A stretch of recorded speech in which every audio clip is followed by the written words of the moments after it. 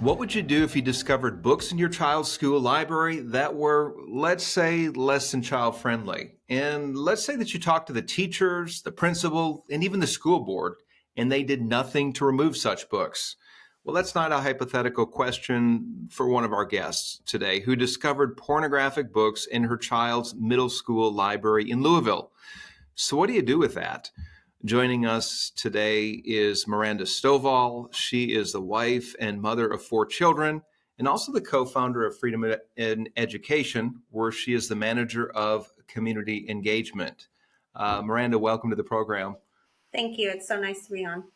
Also joining us is Beanie Gohagen. She's also a co-founder of Freedom in Education and manager of content and solutions. Welcome to the Commonwealth Matters.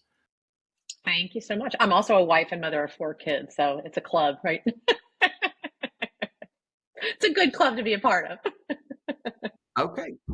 Yeah, well, that's great. And that's probably one of the things, Beanie, that motivates you to do what you're doing. Of course, I've known both of you for a couple of years now, and you've participated in with different events that CPC has done. And I want to thank you at the outset for your willingness, both of you, to engage a very difficult issue that is uncomfortable for all of us, an issue where you'd expect more parents to be involved and engaged in. And yet when you stepped out, Miranda, and I'll start with you in particular, you stepped out and you found that it was very lonely, right? And very few people are willing to speak out and to engage that issue. And so I just need to commend you and applaud you for doing that. Thank you. Well, thank you. I appreciate that. It was very lonely. I mean, I was kind of shocked by the people that were okay with this certain topic.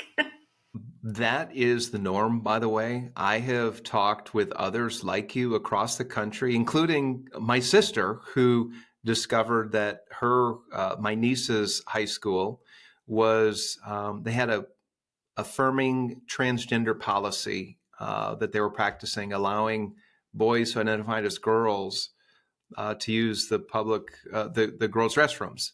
And my sister and brother-in-law said, hey, that can't happen. And they found themselves in a similar place where they approached teachers, principals, even talked to the school board. And very few other parents were involved early on.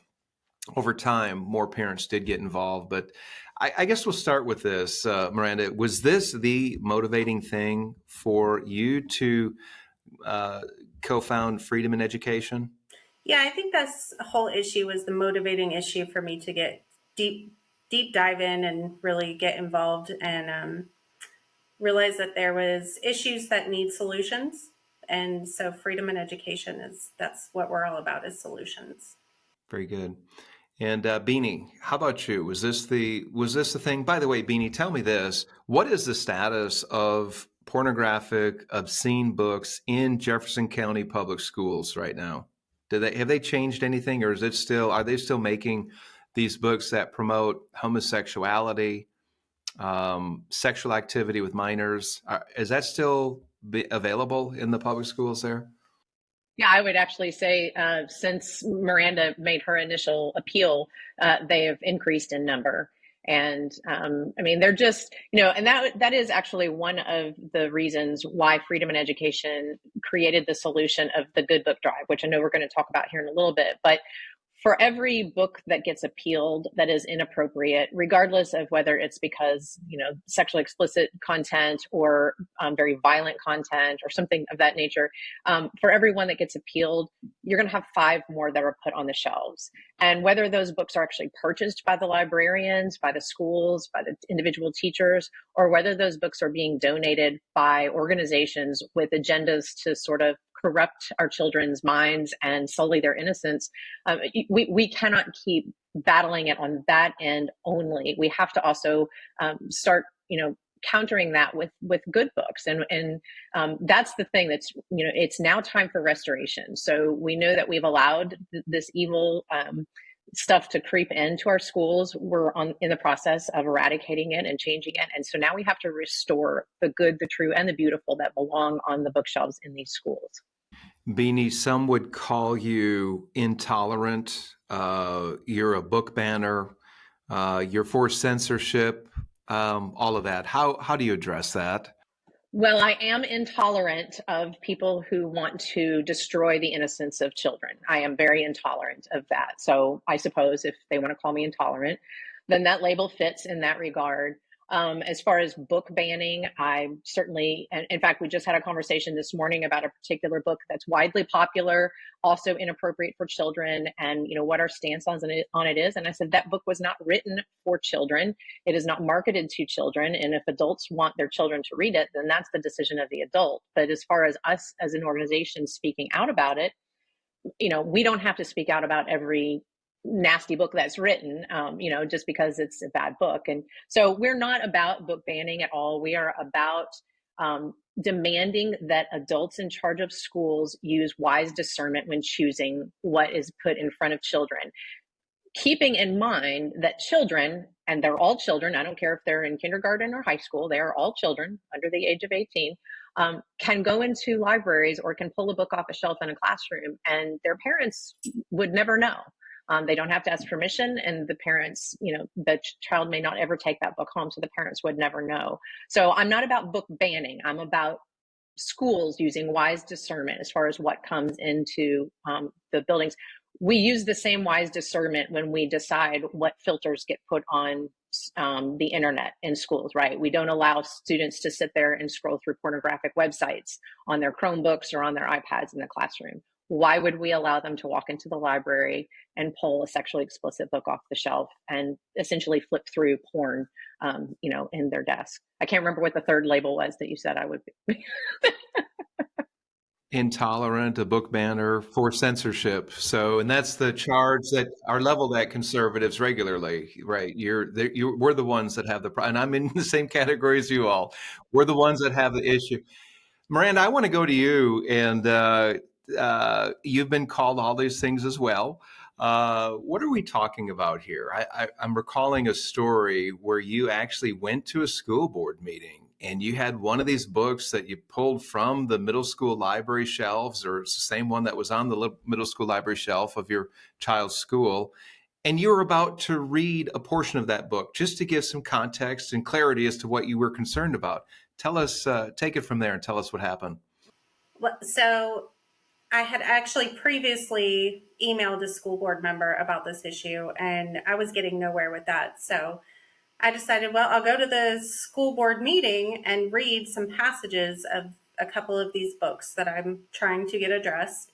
And it's highly sexualized content, things that I was super surprised to see in a library book, a school library book. And I began reading, and just a few minutes, about a minute and a half maybe into my reading, I was shut down for being obscene, which was exactly my point of the books. And still nothing changed though. And I continued through that process. I think it did get out there, and it made a lot more people aware of the situation, but So you were reading a book to the school board, which is charged with the rules of the public schools. They have some governance over curriculum. They deal with the budget, manage the budget. And you were reading something that was available in Jefferson County Public Schools, and you were cut off and said, hey, you can't read that because it's obscene. And yet, did I hear you correctly? They chose to continue to keep that book in the school libraries? yes, and they continued to order more copies for more schools during that whole process as well. So Kentucky is at a crossroads. We can choose to give in to the radical left, or we can choose to engage the culture in a God-honoring way. I started the Commonwealth Policy Center because I believe that Christians have a responsibility to influence government and society to the glory of God. While the Commonwealth Policy Center's made a significant impact, our work isn't finished. If you'd like to join our movement working for timeless values, then head to our website. To learn more, go to commonwealthpolicycenter.org. Beanie, I want to go to you. Isn't it against the law to promote pornography and obscenity to minors in Kentucky? Or is it a free-for-all when it comes to promoting this kind of material? If I were to hand these books out in a public park to children that I don't know, yes, I could definitely be arrested for passing out pornography to kids. But there is a little blurb that allows schools to make an exception for educational purposes, and so that's the sort of the motive behind having these books in here, is that children need these books for educational purposes, and because of that, they are allowed to have them in there. Now, that was actually put in place so to allow, anatomy teachers to discuss things like that. That's why it was originally put there. But it has, of course, been hijacked and is now used to justify having very sexually explicit material in libraries, because it goes under the umbrella of being for educational purposes. I will say there was, thanks to Miranda and all of her work, there was legislative action on this to give parents a bit more, it's still hard, but they at least it's a much more streamlined process to appeal these books. And the excerpts from the books that are being appealed have to be published for the whole public to see. So the excerpt that Miranda read, for instance, during the school board meeting that was shut down because it was, quote, obscene, would have to be published, let's say, in the Courier Journal for the whole general public to know this is why this book is being appealed. And I think that would alleviate some of that book banning notion that, we're not actually asking for books to be banned. We're just asking for people to use some common sense and wisdom here. That's well put. I had a chance to see some of the pictures, and it was written in kind of a cartoon, comic book format, one of those books that you mentioned. And I had a chance to see some of the images, which were pornographic. It showed adult child sex, oral sex, graphic, and stuff that you cannot unsee. I was actually doing a public television program on that, and I was referring to one of these books, and I was asked to give a description. And I said, look, if I were to give a description or to read some of this or to even show it on the air, you could get a federal communications violation for this. And that's an indication that something is wrong and that something is not appropriate for our children. If you could get an FCC violation for reading or showing a picture of a book available in a public school, probably an indication that that's not appropriate for children. Beanie, is there an effort to clarify what education refers to as far as pornography doesn't refer or address educational purposes? Well, you're talking about anatomy class, right? If you're going to teach anatomy, male and female anatomy, it's one thing to learn about reproductive organs, but it's another to have sexually explicit content that would arouse desire, that is inappropriate behavior for minors. Two very different categories. Is there any effort that you're aware of or that your group is involved with to clarify what is obscene and then what is educational purposes? So on our Freedom in Education website, we have, it's called ratedbooks.org, and it doesn't necessarily clarify, and it's not necessarily a legislative initiative at this point, but just like we rate movies, or video games, this rated book site offers a rating from 1 to 5, 5 being the most explicit.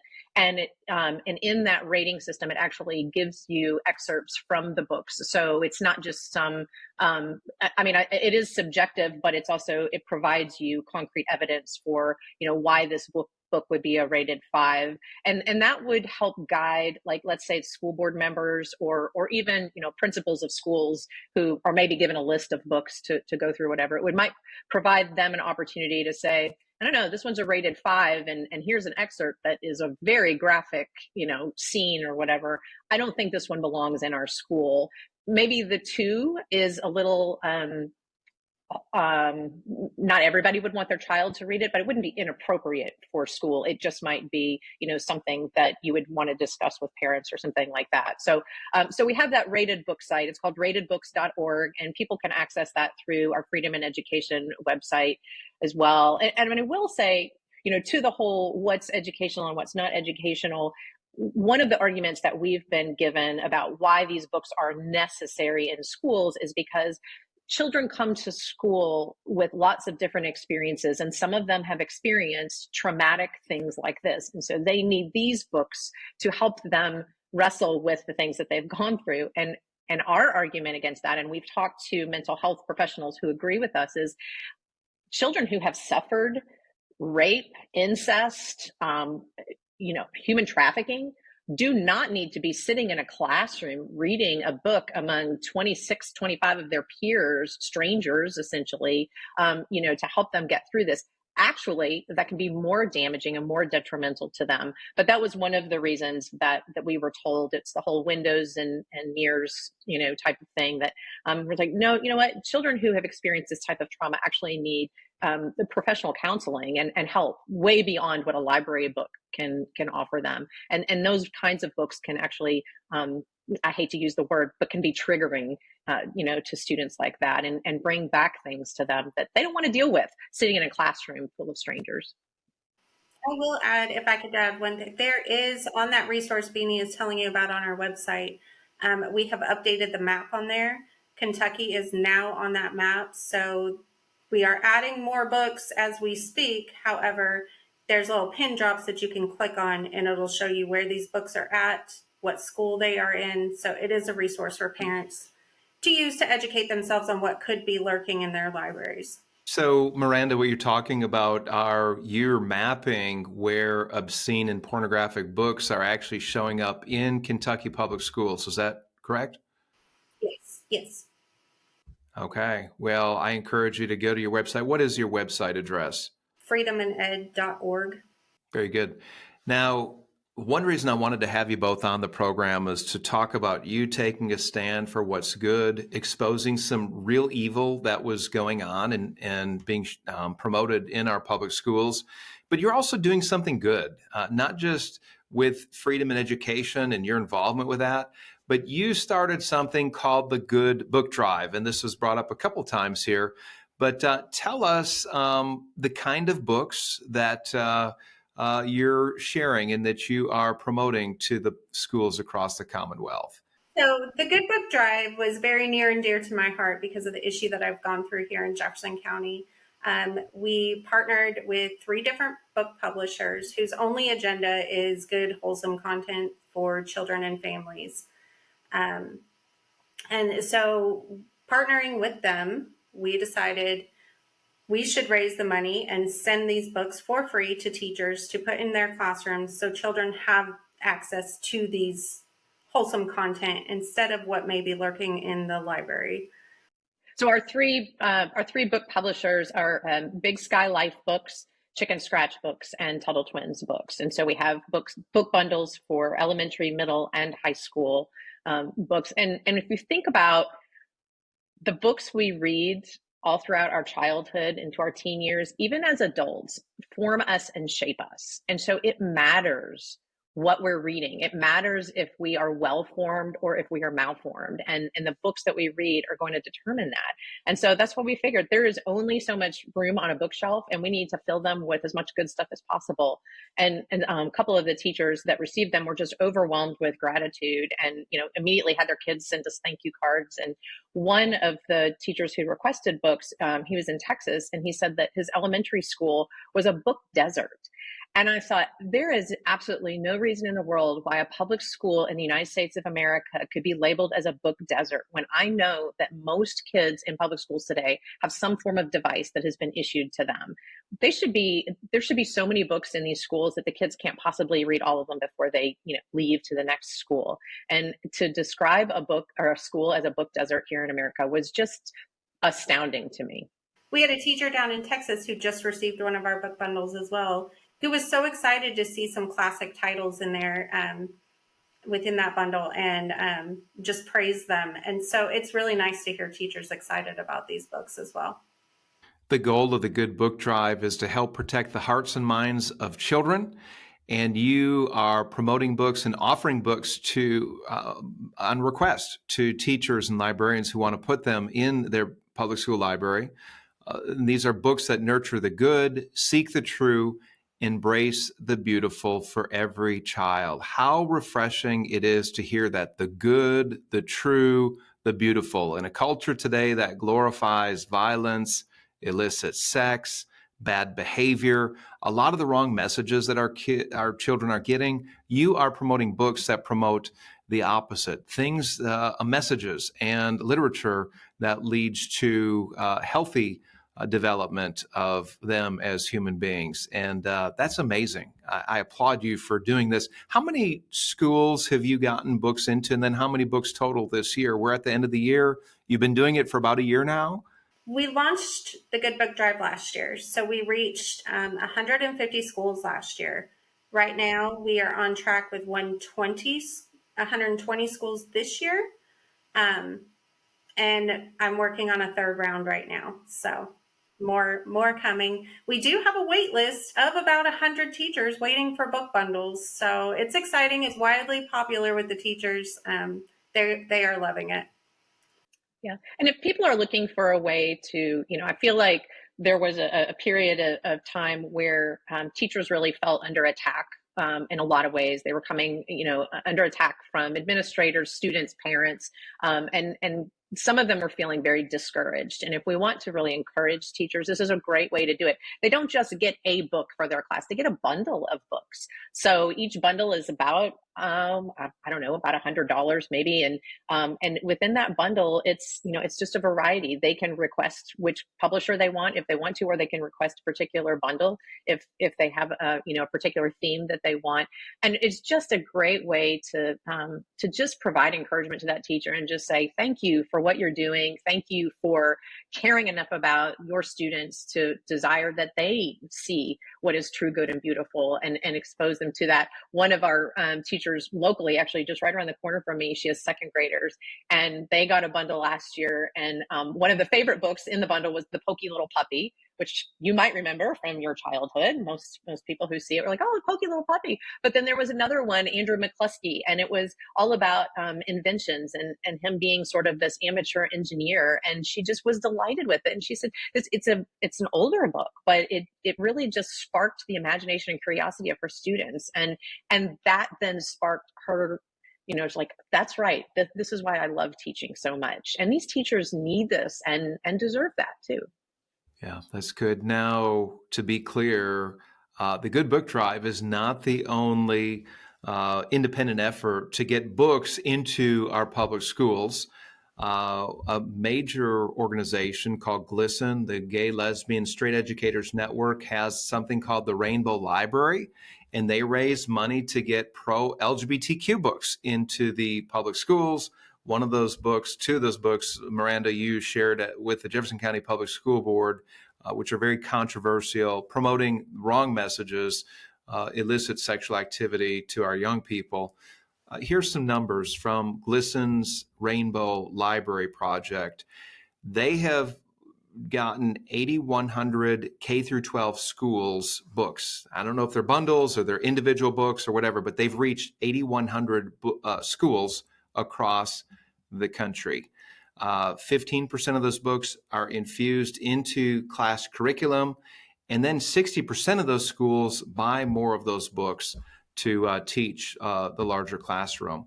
$28 million has been donated to the GLSEN Rainbow Library to promote messages that I would guess most Kentuckians would find objectionable and harmful and inappropriate for minors.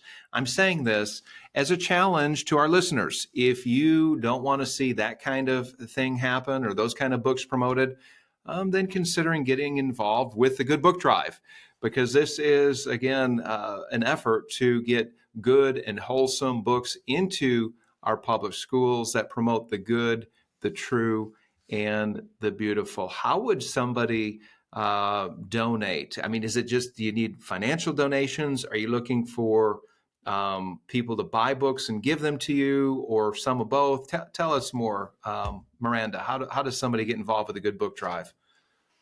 So our website is set up for donations. There's a specific page on our website called the Good Book Drive where they can donate and allocate their funds directly to the Good Book Drive. And then because we have a waiting list, as we get funds coming in, we are sending those bundles out. So it's an internal process. It does take a little bit of time, but it's well worth it. Miranda, is this tax deductible? Are you a 501c3 organization? Absolutely, yes. Okay, so here it is, the end of the year. You're doing a great work. You have some needs. There's 100 schools or 100 teachers on the waiting list.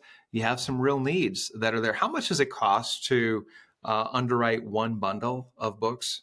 It's about $100, including shipping. So, Okay, and how many books would be in that bundle? it depends on which bundle is chosen, but generally 8 to 10 books. Okay, so I'm going to just speak directly to the audience. If you want to make a year-end gift for a really good cause, promoting good books to our young people today, you can be involved with a Good Book Drive. And Miranda, tell us that website again. freedomined.org/Good Book Drive.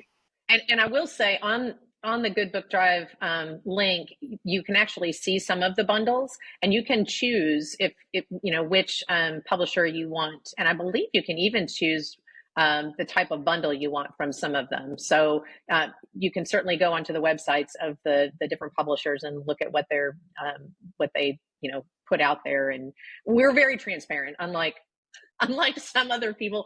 We're very transparent about what we're putting in schools because we're very proud of it, and we think that what it is great for children and delightful for teachers to share with their children, with their students. I cannot emphasize enough to the audience here, if you want to get involved with something good, a good cause that impacts children for the better, that displaces negative, harmful messages in the schools with a positive, life-affirming message, get involved with the Good Book Drive and make a donation today. Here it is, the end of the year. You've got a great opportunity to be involved with this great work. Thank you both so much. God bless you, and you keep up the great work.